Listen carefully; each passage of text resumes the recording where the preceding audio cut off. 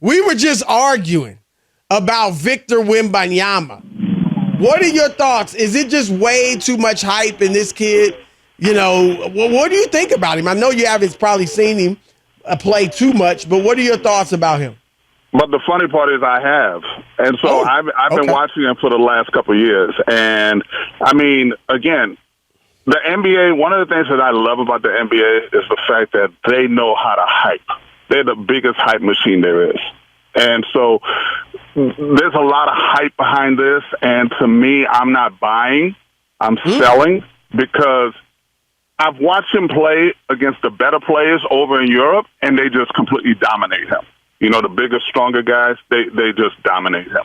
And so the division he's playing in, yes, it's a good division, but it's nothing compared to what the NBA is. And so, again, I've said this before. I've seen this movie before. I've seen Chet Holmgren. I've seen Bol Bol. I've seen Ralph Sampson. Bol Bol? I've seen these guys that, oh, my God, they're over 7 feet. They can handle the ball like a guard. They can. I've seen this already.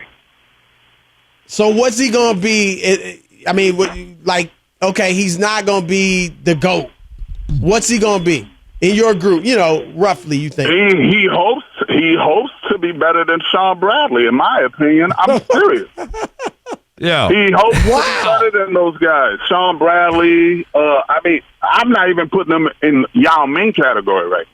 Wow. No. Don't you wow this, Chris Broussard. Wowing. Go ahead and bark at Olden Polynice. NBA vet. My man pulled checks out this league, was out here making it. He out there, a long-time vet in this league out here saying he could be better than Shawn Bradley. Because when little Martin Weiss over here had the question. We had Olden Polynice on the show to get his opinion. And he gets to share his opinion. I disagree, Olden. I think he's going to be nice. But we'll see. I'm shocked. You said Shawn Bradley would. Martin ain't even going that low. Hold up. No, listen. And it wasn't like a disrespect. Shawn Bradley lasted a while. I'm just saying about guys that people are talking about. They're over 7'5", and just, you know, shot blockers. He's going to try and do all the stuff that he was doing overseas. It's going to be very difficult for him to do in the NBA because you got to remember a couple of things. One, the style of play that Spurs run. You know, Popovich is going to put him in the right situation. I know that. Right. But instinctively, he's going to want to bring the ball up. Pop is not going to let a 7'5" guy bring the ball up. I don't care what anybody's saying right now. It's the, you know, that marriage, you know, the honeymoon. We're all in the honeymoon phase. Okay? He hasn't had a 2-week road trip. He hasn't done any of this stuff, so he doesn't know what to expect. No player has had that coming into the NBA. What's that? No player's had that coming into the NBA. The competition he's faced in France is better than the college level at this point in time. I don't believe so, but and you saw he dropped 37 and on the G League in over 2 games. Like, you know, average 37. That's the G League. You know, the G League is is one slot above high school. Everybody's raving about Scoot Henderson for averaging 16 points in the G League on 43% shooting. Again, hype. We're doing too much for so little. That's my whole thing. That's the only thing. Right. So let's disregard everything I got else some skeptics. We're just doing a lot for a little. All right, Olden, let me ask you this. Olden Polynice, former NBA vet, Fox Sports Radio, NBA analyst here on The Odd Couple. Let me ask you, so me and Chris were going back and forth with this, and I think one of the issues that Wembanyama will have in the NBA is something that is not necessarily unique to him or to tall people, but I'm not sure if his ball handling ability is going to be enough for him to create his own shot. When we see other players who are creating his own shot with consistency down the clutch, like when we talk about who are the best players in the league, that's one of the things that I think differentiates them from kind of the everybody else's is their ability, late shot clock situations, late game situations, to break a guy down and get a good shot. Do you think he'll be able to do that 5-6 times a game coming into the NBA? No, I don't. And again, it goes because of the fact of how the NBA plays their style. You know, so you don't think teams are going to scout him and figure out certain things. They're going to run schemes at him.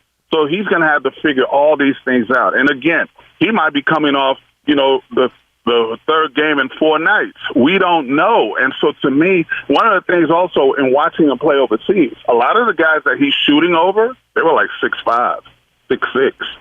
And so to me, now you're going to have taller guys, bigger guys, stronger guys that you're going to have to be able to maneuver around. And then there's a damn double team coming.